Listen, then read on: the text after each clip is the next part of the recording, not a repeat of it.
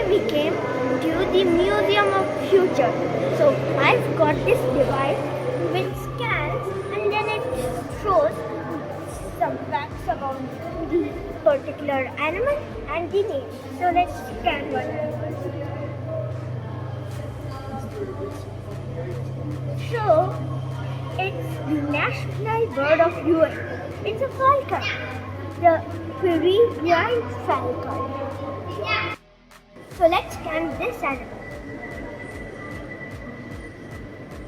So this is common warthog. These African hawks are found in grassland, savanna and woodland. So let's try this one. These are humans. The species that you and all other living human beings on this planet belong to. So let's scan this one. This is the Damolia. So this small fast-growing tree is grown in subtropical areas throughout the world.